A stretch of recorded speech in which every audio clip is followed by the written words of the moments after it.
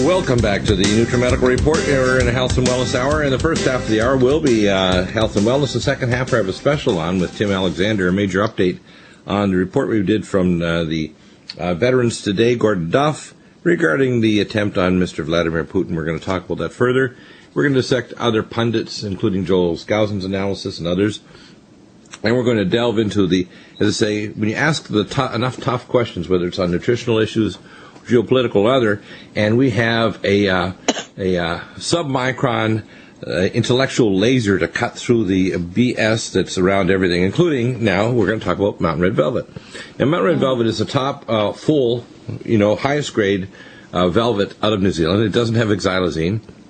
And there's so-called competitor companies that try to use new math and lies to try to say this is bad, they have a really good form themselves, which is, not really true.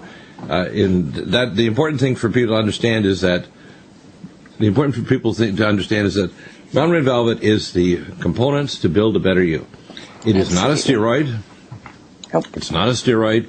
It is not going to pump you up and turn you into a muscle monster, of course, unless you're doing a lot of muscle exercises, in which case you're not going to end up being stalled because your exercise makes your joints so sore, and your muscles will be able to build faster because you're actually supporting your nutrition.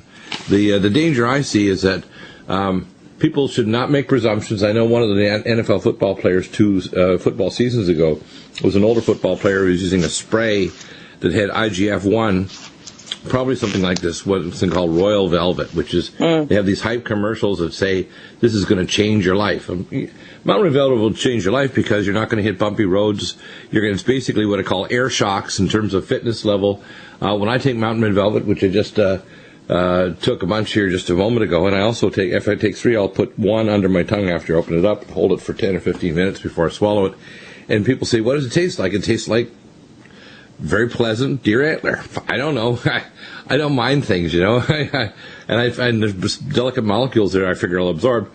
What I find with deer velvet, it reduces inflammation of joints and ligaments. It helps rebuild tissues, and it rebuilds every organ: brain, heart, liver, kidneys, everything you can imagine. The building blocks are there. And you don't want to take one little piece out of this and say, this is the miracle molecule, it's IGF-1, or it's this growth factor. That's plain stupid. I mean, all the reason why all those factors are there, and there's 396 that we know of, there may be more, is that these molecules have effects on cellular communication, cellular structural proteins, enzyme induction. I mean, everything that, a lot of the time, what we have to start understanding is we only understand partially the complexity of what living things are. And all the building blocks to make things in mammals rebuild, and this is all mammals, are present in Mountain Red Velvet. It's just remarkable. Absolutely. So tell us about some of the disinformation out there. Again, that you have to wade through this sea of lies and disinformation in order to find out exactly what they're doing. Saying they're trying to sell their red velvet, saying it's as good or better than yours. Right. Well, Dr. Bill, as you know, we've been around in the industry for over 10 years. We value the opportunity to work with our boys who grow this beautiful velvet for us. They are not harmed in any way when we harvest our product. And some of our boys have been with us for the entire duration of our growing season, over 10 years. We have one capsule that has 500 milligrams, and in every one of those capsules there are over 396 different active ingredients, as you say, to build a better you. There are no additives, no preservatives, nothing in that capsule other than what those boys grew in nature. 396 different capsules. And yes, it does contain your IGF, your growth hormones, to be able to heal the body. So if you've got creaky joints and you've got a sore knee when you stand up, and the elbow hurts when you're off playing tennis, or pushing the trolley with the grandchildren in it, they are all real complications of aging. And Mountain Red Deer Velvet, with its 396 different active ingredients, works on the body to heal it and build a better you. And we've been around for a long time now. And this velvet, we can guarantee you, is growing down here in New Zealand just as nature intended it to be. And that's what you get in each and every one of those capsules. No additives, no preservatives, just as nature intended it to be. Yeah. Now, when people start taking, here's the kind of things that people say. They say, gee, my back doesn't hurt so much anymore. Yeah. gee, I got more energy. My brain is actually working better. What is it supposed to do that? Or if they've had problems with hypertension and their heart's failing, let's say they have congestive heart failure, or they have a renal dysfunction and they're diabetic. If they're taking it for a period of time, body away, they're taking other nutraceuticals like Arvane away, are things to improve microcirculation such as nattokinase, lumbrokinase, cardivite, etc. What they find is their body starts to rebuild organ systems. These molecules work with your stem cells as almost like a bridge. I tell people, if you drive along the freeway or along a road and you see scaffolding on the building, you know the building is under reconstruction, or it's being constructed. And the best way to think of Mount Red Velvet, it's like the pieces of the structural scaffolding being shipped down the road on a truck going to off the ramp, off the freeway, to a specific building, i.e. a cell cluster or an organ that needs to be rebuilt. And when you give Mount Red Velvet, those molecules can't be getting in a diet. Your body can't make them. You're not an embryo or a fetus anymore. Sorry to burst that bubble. You're not a fetus anymore as a result. But you want fetal building blocks, and those fetal building blocks are in Mount Red Velvet. So, as I say, yay for the fetuses, and that's us now. Maybe we should call it another tagline to build a better you would be fetuses are us. How's that? Just feel a little my weird sense of humor. Because as a fetus, you get access to everything. Every building block you need to build a baby, which is a remarkable miracle. I mean, to be honest with you, when you see this little embryo as a single cell that becomes a blastula and then splits, and you have the neural tube, and it folds on itself, and you form an end plate, and then you end up with a heart. And the cords all kind of overlap and they form heart valves. It's just miraculous. And you realize there's a lot of information going into this, which is scalar information. It's not just chemicals, primarily scalar, vibrational, infrared light. And you need the vibrational protein transducers. And those are, by the way, things like cryptochromes, matrix and metalloproteinases, and other proteins. We know that these are transmembrane, and they act as what we call scalar transducers. They're actually allowing the fuzzy logic, stochastic neural net type activity of cell membranes that act as a nonlinear processing supercomputer, or if you want to call it a quantum computer. Every cell in the body, every living thing is a quantum computer. It's sorry, to make it seem complex, but each one of your cells is processing what I call Google bytes of information every picosecond. Every living cell. And they form networks, and they all download information basically not only as epigenetic control of different RNA molecules and so on, which they make, but as neurotubules. And there's a whole lot in nerve cells because it can form neural networks. So that's why you have non-local memory. When you take Mount Red Velvet, you're literally giving the building blocks to say, I want to build a new part of a hippocampus so they can remember their car keys. I want to build a new sinusoid in the liver so that they've got more Kupffer cells so the liver can process immune signals properly and detoxify.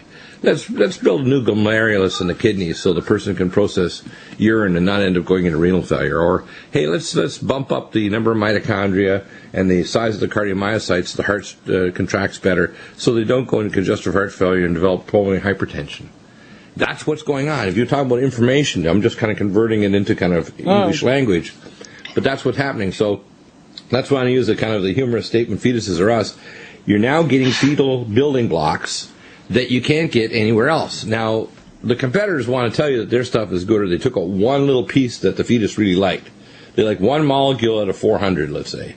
No, you need all of them. All of them, absolutely. As I use the analogy in the past, you buy a real fancy car from Italy. Let's say one of the ones that I kind of try to quote are the McLaren supercar that's $6 million, or the Lamborghini Countach, or something like that. And then you fly the Italian super, engineer over, and he's had probably, 10 years of training and 20 years of working at these cars, and he's sitting around getting a tan and waiting for the parts to arrive. And if the parts don't arrive, he's going to fly back to Italy. Exactly. You have to have the parts to build a better you. Get Mount Red Velvet. As you say, fetuses are us. Thank you, Dr. Bill. That's great. Yeah, try to be a little bit funny. Maybe we get the message through to people. Exactly. What time for next week? Yep. Welcome back, and we are joined by Ron and Lumen Photon. And again, we talked about Ron and Lumen Photon in the first hour. We had a gentleman who was 70-some years of age, very active, I think a retired physician, and he likes to garden, so he injured his back kind of bouncing over gopher holes in his little, I call tractor. If you want to do it, be what's called a home gardener, a pretty big level home gardener, and with your own home tractor. I know our neighbors across the street are from South Korea, and he's got 3.5 acres, and he has a little home tractor, and he's got all kinds of equipment. It's amazing. It's like going to a Disneyland from Korea. You know, all the neat things he's built over there. And if you strain yourself, the first thing you want to do is you want to take out the inflammation, but you do not want to use non-steroidal anti-inflammatories. You want to use Lumen photon, setting 7, recommend a couple hours a day. And once the pain starts to settle, you can start increasing the number of minutes, 5, 10, 15, 20, and a half hour or so, of setting NICO. Setting 7 is a higher frequency, anti-inflammatory. It's based on the principle that Lumen photon is each tissue, ectoderm, mesoderm, endoderm, which is 3, 4, 5, are specific frequencies for the main kind of formulation tissues in the fetus and the embryo. And then if you hit those frequencies, you're going to stimulate those tissues. So, for example, for the eye, we'll use frequency number 3 for stimulating regeneration. If you're just doing a combination frequencies, NICO, if you're trying to turn off inflammation, setting 7 is pretty well, maybe C is 6, but setting 7 is a primary frequency for turning off inflammation and pain in the tissues. When you use NICO, for example, over the thoracolumbar junction in the back, it'll also lower the C-reactive protein, or PI1, plasminogen activated inhibitor. It lowers blood pressure, so it's another antihypertensive maneuver because it's going to increase nitric oxide throughout the body. So there's all kinds of neat things to be done with Lumen photon, from helping retinal disease to heal, to stopping post-traumatic brain injury, to healing hair regrowth in the head, to stopping NICO or cavitations, to improving circulation of the carotid arteries in the brain, for somebody's got a concussion and their brain is swelling, to reducing coronary artery spasm in the chest, to stimulating the heart muscle to regenerate and improve stem cells, to detoxifying the liver, to improving irritable bowel syndrome, colitis, or pelvic inflammatory disease, to diabetic peripheral neuropathy and foot infections, and using that in combination, say, with hyperbaric oxygen or mild hyperbaric oxygen. It's an amazing technology, Lumen photon. So, and it's great for your pets. I mean, if you've got a sore doggy or kitty or even little bird, you can do this therapy, and of course, there's no such thing as a placebo effect. If it gets better, they chirp better, the animal walks better if it's a little dog or cat. If it's a horse, it's still standing properly and running. It's pretty amazing technology. So, Ron, tell us a little bit more about some of the stories you have about Lumen photon and some of the neat things that are being discovered every day. I discover new things. For example, I tell people, if you want to burn off some cellulite, even if you got 5 or 10 pounds, you can slap the NICO setting on an area, and it'll start to stimulate the metabolism to burn off those calories in that area. It's kind of a neat technology, isn't it? Yeah, and you were talking about animals, because that's how my wife and I ran across this technology. This is a big equestrian area where we live, and we saw this being used on horses. At the time, we were involved in Pony Club, which is an English version of riding. So it's English riding, and anyway, we saw some of the horses get hurt pretty badly, and we found out really quickly they responded beautifully to the horses, which correlated with what the original studies had been done with the horses, and that was in another location by the original patent holders and all that. So we learned that and we would penetrate deeply into the chest cavity where they have colic in the chest area. So it was penetrating probably 16, 18 inches into the area to release the inflammation that's internally there, and then all of a sudden they're better, and very quickly. They get better really fast. Actually, a horse does not know a placebo from anything. If they feel better, they're better. Period. Yeah, they just get better. In fact, I'm using mine right now after doing some super vigorous exercise the last few weeks. And it's helping tremendously along with our natural anti-inflammatories. Inflamex, tendon bender, joint performance, cell defense. It's like a miracle. I mean, you put it on, it's like all of a sudden, wow, I'm not limited in my range of motion. I don't hear those creaky snap sounds in your spine when your muscles and your ligaments are tight, so you end up with this twang sound as your joints slide over each other. It really is pretty remarkable, isn't it? And it's very simple to use effectively. You might use a different setting than we would choose, but all of them are going to, even the most would be my last choice, make certain, but all of them will help you out. The more you learn about how to do it, and that's fairly simple. We give you a lot of information, and if you got people who's buying it, they call us and ask us a lot of questions about how to do this, and that's what we try to do all the time to make it so that they can use it more effectively all the time. So now, one of the things, let's go through some of the prices of machines. The most popular pad is the 132. I think it's a little under 1,000. My favorite is the dual pad, which is two pads that are the size of the 132 that are on two separate cords. So you can actually do two different regions, or you can. Well, I use the Velcro, and I kind of tie them together so you have one larger pad if you want to cover an area of your back or somewhere else, or you can cover two things. I can cover both knees, which would be difficult of moving the pad around. That's my favorite is the 264.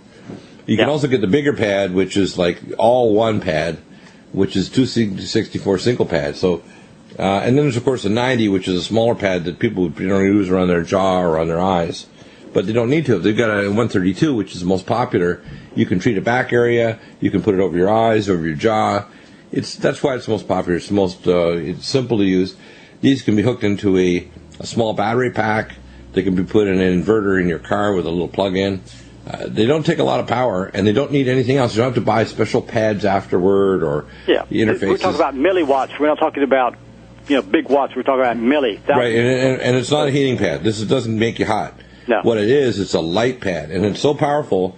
The far infrared will actually penetrate through an entire foot of brain, heart, ligaments, bone, liver, muscle, paraspinal muscles, nerves, and it's pretty amazing. I mean, when you start applying this, and it's very soothing. Like if say somebody has a compound fracture in their arm or leg, something, they put the cast on that after the surgery, put everything back together. We've had 3 cases that I can recall, and they used the lights through the cast because they just penetrate through there. Kept telling you can't use it too much, and and you can use it in combination with other things with no scar tissue. So you can also use it in combination because of the stem cell activation effect of Somapulse. So you can use it with the Somapulse, which is also a portable machine on a 9-volt. So you can have a small battery pack run this, run the Lumen. I mean, it doesn't take a lot of power. Yeah. So that's pretty amazing to me. Lumen Photon is good for turning off sunburns, for stopping psoriasis, along with, say, our curcumin cream, the Magnus Smooth cream, and our anti-inflammatories. But there's so many applications. Again, this is like the emergency kit you should have everywhere. When you travel, you should have one. If you're camping, you should have one. If you're in an airliner and you don't like sitting too long and your back gets all sore, this is great for sports people that twist when you're playing golf or baseball, when you get the twisting injuries to your spine. It's going to prevent you needing a lot of deep massage and chiropractic. It's great. Yeah. Welcome back, and Tim, we have you back on for a special this next 2 segments or half hour. I want you to clarify what's going on, and I've got some information too on the analysis from Joel Skousen, which is kind of an amalgamation of some of the confusing information that's out there from the blogosphere and the internet and other journalists. But to be honest with you, he actually kind of blows his own arguments to pieces. I think you have to say, when you hear hoofbeats, and I said this last night on Rents, it's probably horses and not zebras.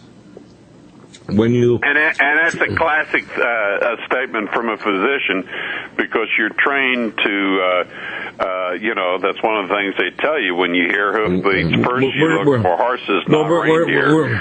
We're detectives, basically. The reason why doctors make good journalists, if you're a good doctor, is a diagnostician is basically an investigator. We're, in a sense, a medical journalist. We're forming a journal, which is a medical record, based on analysis of the history of people give, like an investigator or a lawyer, which is why a lot of doctors even have a JD now. I'm thinking I have enough training. I may in my spare time pick up a JD or a law degree as well. And I'm considering it. Yeah, I did a couple of years towards an English law degree, but you won't like it. Go ahead. No, I already did quite a bit of training. I took training. I kind of like it, actually. I was actually a medical legal expert in 5 different panels in Colorado, and I was in court 2 or 3 days a week. Yeah, but it's not based on what's right. It's based on no. When you're doing case law. But Yeah, what I'm talking about is... Can I read the article I just published? Read the article you published, because we're going to start dissecting the alternative arguments by various pundits out there, because I still think, and I'm sticking to my guns, that this is an attempted assassination on Putin. Oh, there's no doubt about it, and towards the end I have a paragraph which I just read to you before we went on the air that I think kind of sums it up. But okay, let's begin. Now, this article right now, I just published it on my news blog, Europe, and you can find it, do a Google search, Lord Sterling Europe, but it'll probably be on some other sites. Okay. It's headed, or titled, "The ECM Battle in the Sky Above Poland, Russia, and Ukraine That Saved Putin's Life But Down MH17." When I learned that Vladimir Putin was going to travel to South America for the last game of the World Cup and for the BRICS conference, I was concerned that he might be attacked. Now, when the U.S. president travels, he flies on one of two identical Boeing 747-200B USAF presidential state aircraft. The one that he is riding in is officially designated as Air Force One. The other is carrying staff and reporters, etc., but it's also acting as a decoy aircraft, making the task of shooting down the correct Boeing 747 more difficult. The planes have constant fighter coverage with AWACS and refueling tankers. In areas over the ocean, the U.S. Navy has been known to retask Supercarrier Task Force to provide U.S. Navy fighter coverage when necessary. Now, Russia remains a nuclear superpower, but is no longer the overall superpower that the old Soviet Union was with its Warsaw Pact allies. There is no Warsaw Pact now, and many of these nations are members of NATO. The USSR is broken up and long gone. So Russia cannot provide the level of protection to its presidential state aircraft, an IL-96-300PU, that the American president has. Still, the Russians do take special efforts to keep their head of state safe. Considering the level of pre-World War III events currently happening in Ukraine and the Middle East, and the glowing irritation the globalist and Zionist forces have had with Putin and his Russia, the security experts charged with protecting Putin were no doubt very concerned about his long overseas vision. Putin effectively stopped an Israeli-U.S. attack on Iran almost 2 years ago, and a U.S.-UK-Israeli attack on Syria about a year ago. The U.S. Zionist globalist supported and funded coup against the elected Ukrainian government, and the resulting conflict was a calculated effort to draw Russia into a war over the Ukraine and thereby tie it down in order to allow Netanyahu free hand to create his long-sought general Middle Eastern war. Putin has proven to be a brilliant strategist and not easy to trap.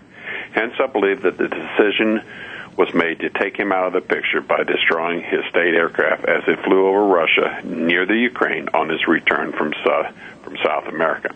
That the Latin American trip included a key BRICS conference in Brazil, which was a direct attack on the Rothschild-headed global banking cartel's power over the global economy and financial system, was a key factor in the decision that Putin had to be eliminated. Taking the Russian state aircraft down presented a number of problems. If it was down over the open ocean, fingers would point at America as a superpower capable of global military action. Host nations did provide considerable security to Putin and his aircraft while he was in their nations and airspace. What better place to attack the IL-96 than over Russian airspace near the Ukraine shortly after it had left Polish airspace? At worst, the coup junta in the Ukraine would be blamed, and Moscow might invade the Ukrainian response, thereby tying down its military and freeing the Mideast for a truly horrific global war. The Russians were well aware of the dangers and were actively looking for stealth fighters and mobile ground-to-air advanced systems with airborne state-of-the-art sensors. A few years ago, Russian engineers devised a way to stealth existing non-stealthy aircraft using a plasma system. This system has been reported on and no doubt copied by various Western powers. Now, no stealth system is perfect, and in fact, the whole field of stealth has had its share of PR hype. The attempt is to create a black hole in the sky that no radar or infrared, etc. signals are capable of being detected. However, no such system is perfect, and highly advanced electronic systems can usually detect a stealth aircraft, manned or unmanned, operating in a given area. based on assorted reports and the general knowledge of military systems, including ECM, parentheses, electronic countermeasures, parentheses. This is what I believe happened in the skies over Poland, Russia, and Ukraine that led to the deaths of 295 people on Malaysian Airlines flight MH17. Russian Air Force electronic surveillance ECM aircraft were able to detect a stealth fighter in or near the expected flight path of the Russian state aircraft. Since shooting down this aircraft was not a certainty, especially since the Ukrainian junta had just moved a large number of advanced bulk ground-to-air missile systems into the eastern Ukraine. The Russian ECM aircraft immediately began to spoof things. The IL-96 was lightly contacted by satellite secure radio transmissions and told to turn off or change its ID squawking, and a nearby large aircraft, the Malaysian Airlines Boeing 777 flight MH17, was spoofed to cover its normal ID code and replaced with the IL-96 code. In the meantime, the Israeli Air Force F-15, likely an F-15I two-seat Strike Eagle with AIM-20 AMRAAM radar-guided missiles and using a plasma stealth system, which had taken off some time from a base in Abujan before the IL was in Poland, was positioning itself in a kill box, anticipating the known altitude, speed, route, and time window of the Russian jet. This is where the Russians made use of ECM to protect the presidential state aircraft of Russia. They knew that the IL-96 and a similar-sized Boeing 777 flight MH17 were traveling along the same route over Poland. According to Russia's Interfax news agency, quote, I can say that Putin's plane and the Malaysian Boeing intersected at the same point at the same echelon. This was close to Warsaw on 330-meter echelon at the height of 10,100 meters. The presidential jet was there at 16:25 Moscow time, and the Malaysian aircraft 15:44 Moscow time. End quote. A source told the news agency on conditions of anonymity. Quote, the contours of the aircraft are similar. Linear dimensions are also very similar as far as the coloring. For quite at a quite remote distance, they are almost identical. End quote. The source added. Yeah, absolutely. We come back. I've only got a little bit, so. But.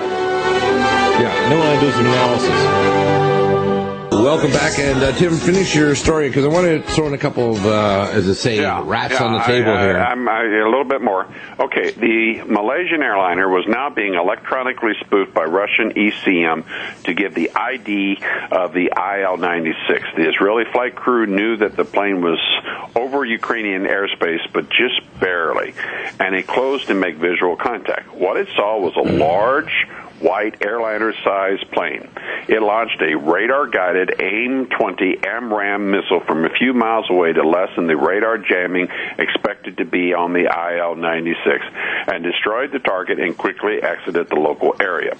Early reports, and these are always most important as they are given and reported before a cover-up can be initiated, quoted multiple witnesses on the ground that a fighter had fired a missile and this missile had hit the airliner, bringing it down. The witnesses thought that the fighter was a Ukrainian fighter, such as the Su-27, which has a twin tail and from a distance looks similar to an F-15 with its twin tail. The Russians have no advantage to outing the true story. For one thing, they helped by using ECM to cause MH17 to be shot down. Secondly, without a downed Israeli F-15I to prove the story, it would simply be a he said, she said story that the Israelis and Ukrainians would deny. So now we have this ongoing back and forth claims that the junta's bulk surface-to-air missile down the Malaysian airliner, or that somehow the rebels shot it down, or that the Russians fired a surface-to-air missile that took it down. However, and this is very important here. However, experienced intelligence analysts in Europe and elsewhere are not apt to buy a storyline that somehow a large airliner was shot down over the Ukraine when no plane had ever been shot down at this altitude, 33,000 feet, before, during the ongoing conflict.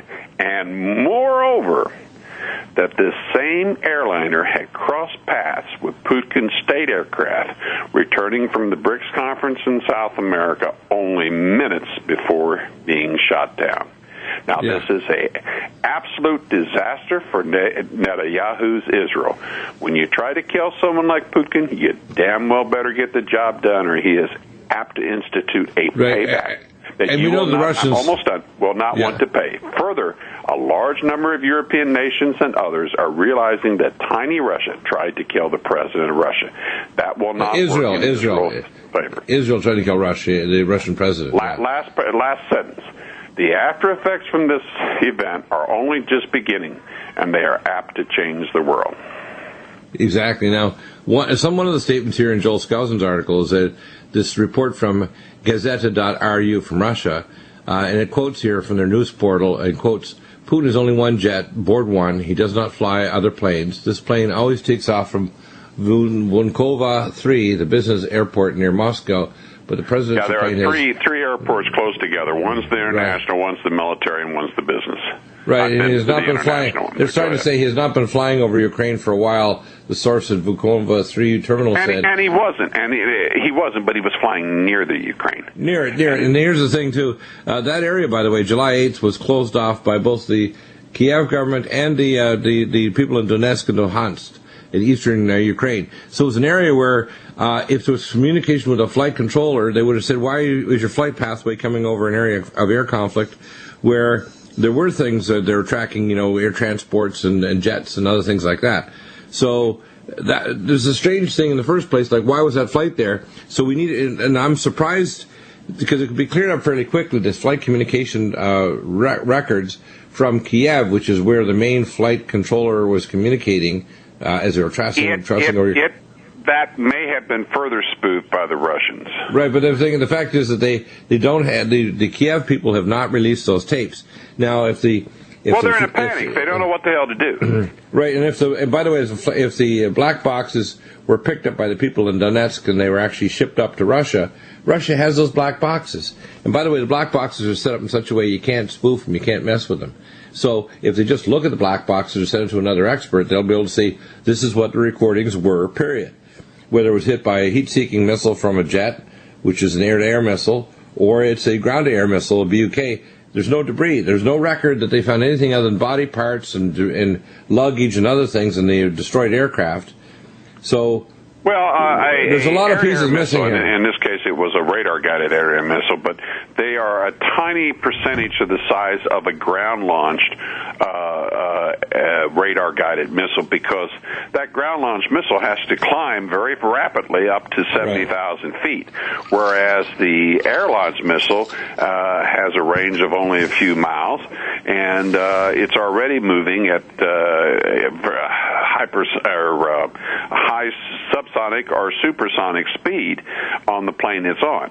So I mean, it's just it's designed to fit under the wing of a plane, and it's not really all that big. Whereas a bulk BUK ground-launched Russian-made air defense missile is a great big thing. And, right. Now, so Tim, when you hear these stories, had been used, you would have found parts of that ground-air missile. Keep Ono.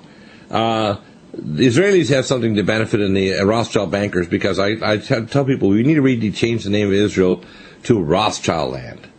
That's true. And we also need to change the name from Europe to... King David had no knowledge of. It was an occult symbol that the Rothschilds used. In fact, they changed their name to Red Shield because it was a red six-pointed star on the shield outside of their gold exchange business. They were originally named Fire.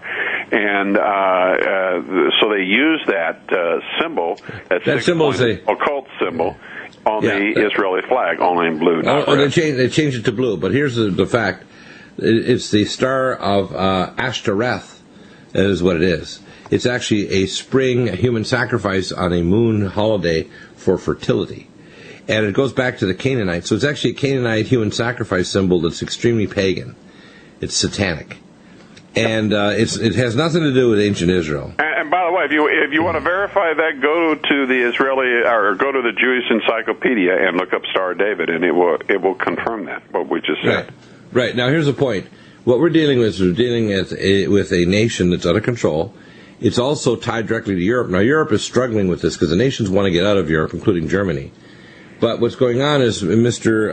Juncker has basically said we're going to spend our way out of this because we're in a disaster zone. The real unemployment rate for young people in Spain, for example, is like 55-60% under age 35. Yeah, that's horrific. It's horrific. So what's going on is an entire generation are being literally written right off. And what's happening here in America is they've reworked how the unemployment statistics are. Real unemployment rate is 24%. It's not 6.7. If you're not getting benefits anymore, you're you're basically not unemployed. If you're getting benefits, you're unemployed. So what we're seeing right now is lies, more lies, and of course the economy.